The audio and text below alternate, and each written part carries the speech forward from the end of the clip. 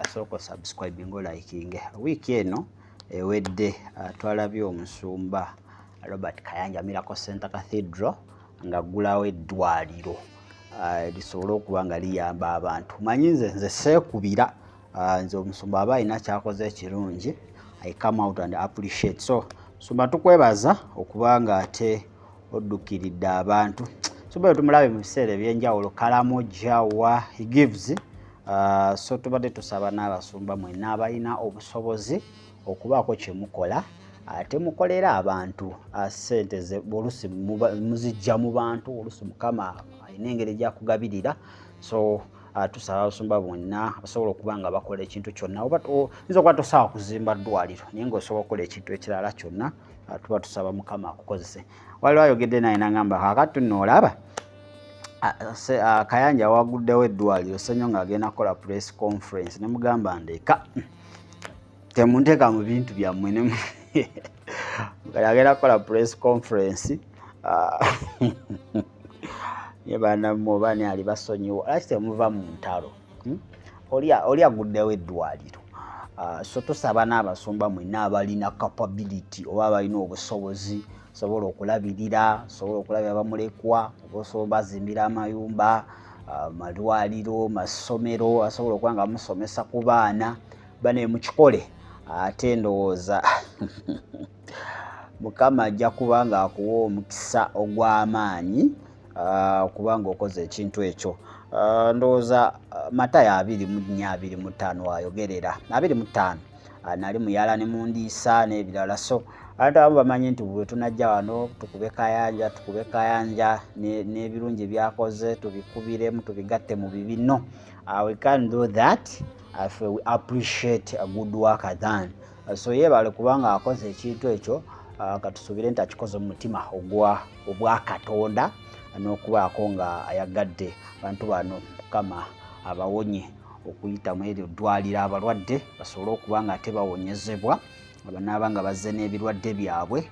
Mukama abayise okusinziira ku bonna banaakozesa abanaabeera mu malwaliro ago. Naye banaye tulaga omutima ogukola ki ogu appreciatinga omuntu waba akoze ekintu kyonna tuveeyo tumwebaze tumugambe weebale. So nze nga Jamiru omusumba kye yakoze kirungi era nsaba abasumba abalala bakole ki, abasumba abalala balabireko. Sometimes entalo waliwo tulina okuba nga tuziteeka ebbali ne tukolera abantu ba Katonda ekisaanidde oba ekiteekeddwa okuba nga ate tukola ki nga ate tubakolera. Nze nsuubira eddwaliro eryo lijja kujjanjaba buli muntu owa NRM, owa FDC, owa Kayanja, asabire ewa Bujingo, asabire ewa Ssenyonga.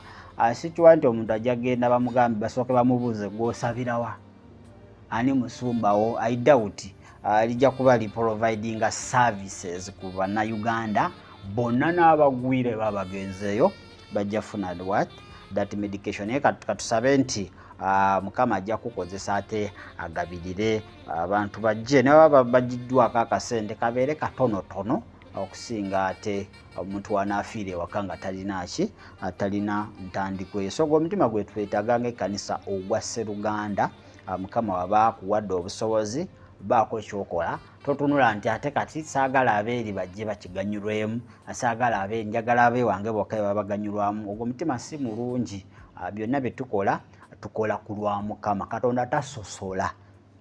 Katonda n'omusamize ewuwe atonnyesaayo enkuba ate n'ayakisaayo omusana ate nga musamize n'ewuwe gw'omukkiriza ne mufuna the same amount of sunshine, the same amount of rainfall. Okitegeera. So Katonda waffe tasosola.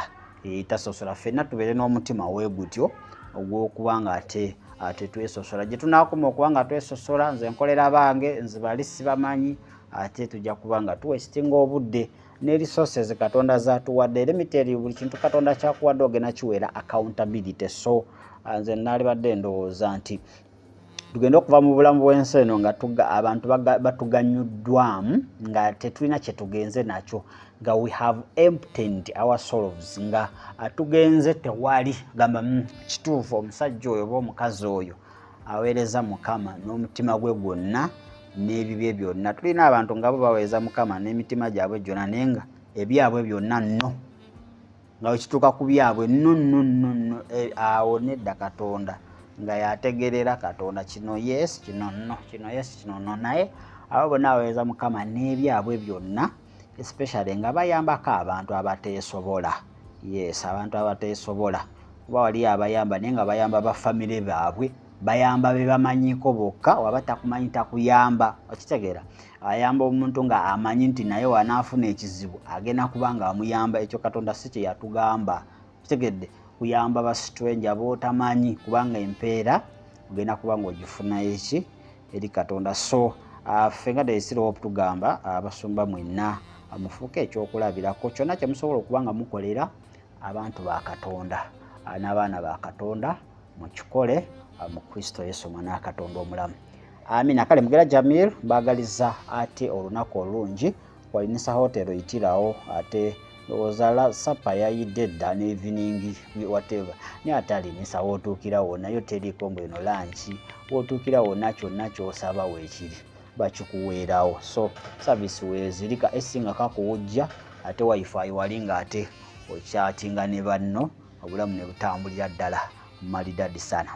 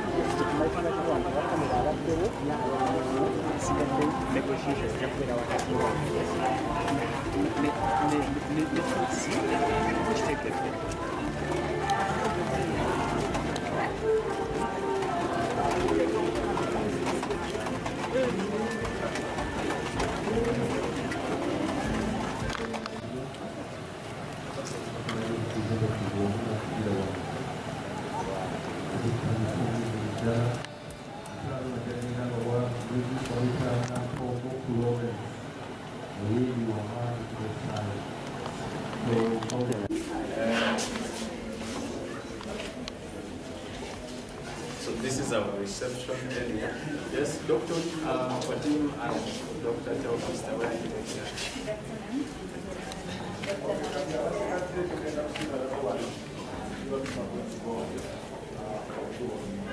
So this is our reception area. Yes.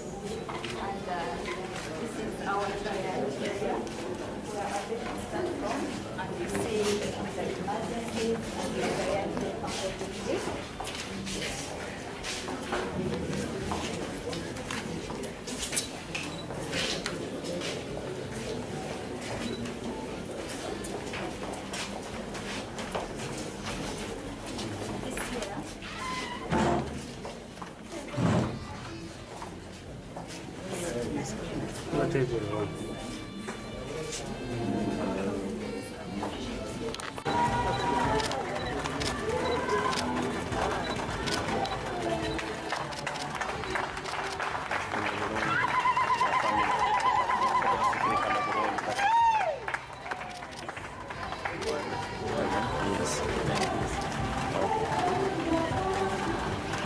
cut.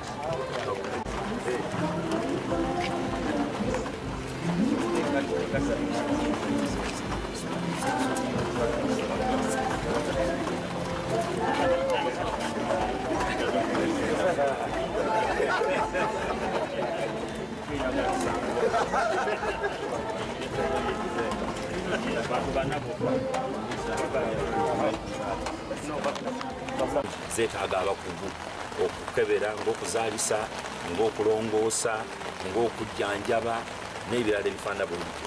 So wateekwa okubaawo nga waliwo enkolagana ey'omuggundu wakati wa gavumenti n'abantu n'amalwaliro nga gano, okubeera nti services gavumenti talina facility mu kitundu kino.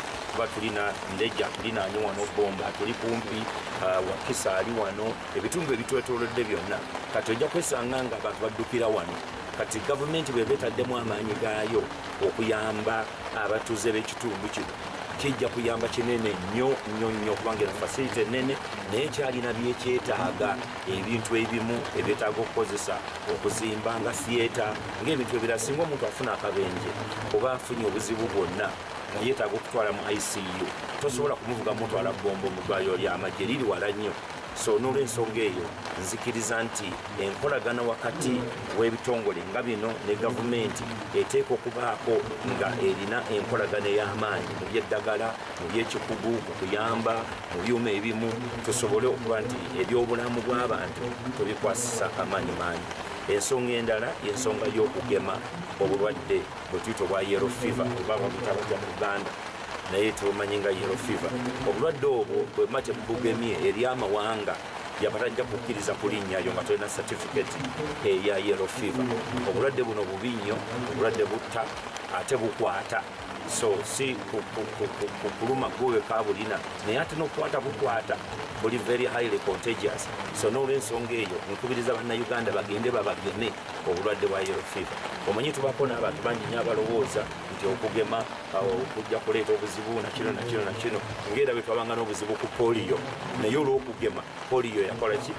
Yakendera mu Uganda. Oyinza obutalaba muntu wa polio enemo. So obulwadde bwa yellow fever bubi nnyo, mbakubiriza omulanga buli muntu agende bamugeme obulwadde obwo, naddala abantu abatambula, kubanga ne bwoba osobola obukwatira mu nsi endala, kubanga bukyaliyo obulwadde obwo bukyaliyo mu nsi. So ensonga